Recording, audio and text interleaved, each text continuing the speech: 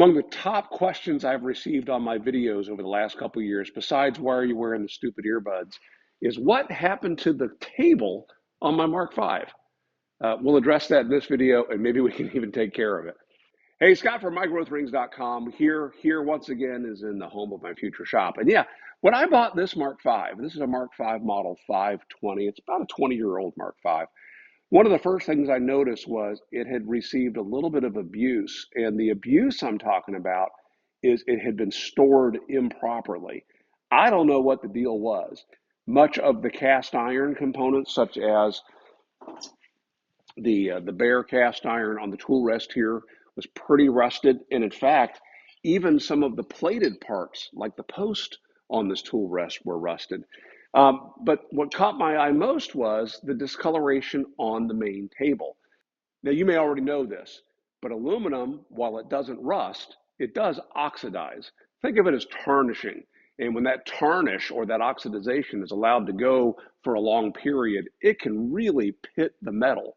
Now, it doesn't matter how that aluminum is formed. In the case of these front rails or the fence rail on the 520 Mark V, those are extruded. They take the molten metal and squeeze it through a die. Think of a little Play-Doh toy that we all had, that you stuff the Play-Doh down inside and you push the handle and out comes Play-Doh spaghetti. That is extruded. Or, as these main tables are, these were cast. They were poured into a mold, and that mold was allowed to cool. And then these surfaces are either painted or anodized. Anodization is kind of cool, actually. If you're a person of a certain age, you might have on your arm a pock, a small pock. We were given that as a vaccination when we were kids. It was a very mild form of smallpox, and then our bodies were able to fight back from that and create the antibodies that we need to get through the rest of our lives without smallpox. Well, with aluminum, the extrusions, when they anodize them, they basically start the oxidization process using chemicals and electrolysis, and then they stop that process. And what you end up with is a very hard surface that is long wearing, and more importantly, will not further oxidize unless you somehow damage it. If I were to gouge this, I have just exposed a bare piece of aluminum that could then oxidize. By the way, when these aluminum extrusions were cut, that exposed an end. The main table on your Mark V, though, and the extension tables, was painted front, back, inside, and out. And then when it was machined to its final flat surface, it was either sanded flat or machined flat. The main table is machined flat on a CNC, computer numeric controlled machine, and your extension tables are run through a belt sander, a wide belt sander. That's why these tables have kind of a brushed finish, but these surfaces are not, at least on the 510, 520 versions of the Mark V. Your earlier versions, if you happen to have a model 500, that top may have also been sanded. Now, what happened was that bare metal was exposed and left exposed. So your main table absolutely has to be kept covered in paste wax. Yeah, that's right, paste wax, something that a lot of folks have been talking about here recently. This table, I assume, was not properly waxed and probably got exposed to some moisture. So in this video, we're going to see if we can take care of that. Now, there's a number of ways to do this, but they all involve some form of abrasive. I can rub on this all day long with some paper towel and something to lubricate it, even wax.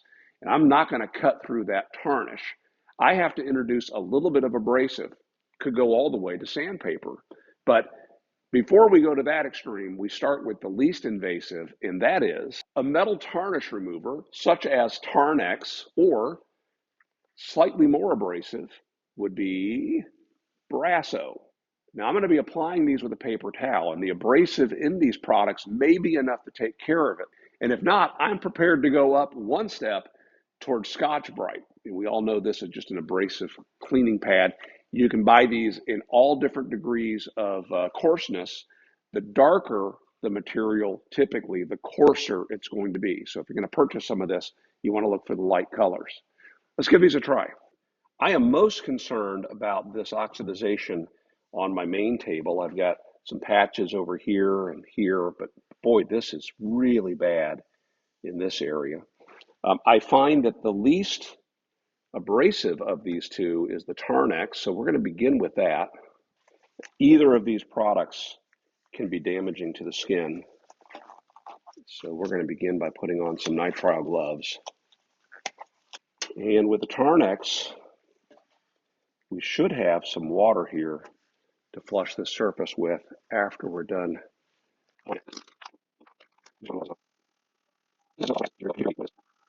Now, we're going to let that sit for a couple minutes.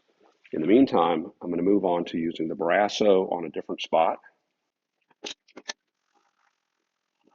What's interesting here is the areas that aren't really tarnished are already getting nice and shiny. So we can definitely see some of that abrasive action. I think this is going to require stepping up our abrasive game. Let's come back over. Oh, by the way, that is metal that's moving on, that's moving from here to here, which is exactly what a polishing compound like this is doing. Let's come back over here and see if the Tarnex is going to work. Nope. Tarnex is just not up to this task. Tarnex, you're out. So we're going to move on because the Tarnex is just not going to cut it. Brasso with the ScotchBrite, I think, is going to be our solution. So let's try this again.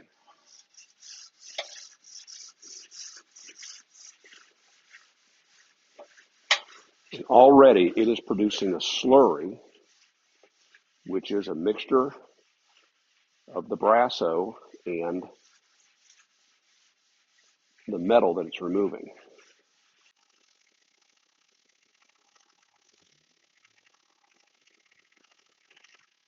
So look at that. Let's wipe this off. And I suspect that we're going to have to do a bit more work to get it complete. Boy, that looks so much better. You can see a little fine pitting here. For the most part, that's really looking good. All right, I doubt that we're perfect here, but let's take a look. Let's take a look at how we're coming. Oh man, so much better. So much better than what it was. Now, keep in mind, we've just exposed bare metal here, so we want to get a paste wax on this right away, so we're not facing tarnish again.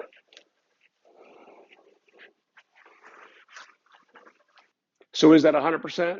No, I would say we're maybe 97% of the way there, but I'm absolutely thrilled.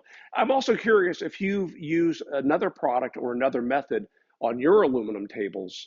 Please share that in the comments below. Of course, as always, we'll be doing a follow-up answering your questions, comments, and cheap shots. And if you have a tool that's in worse condition, let's say, for example, a rusty joiner, I highly recommend you check out this video where we went into that in detail. Make it a great week.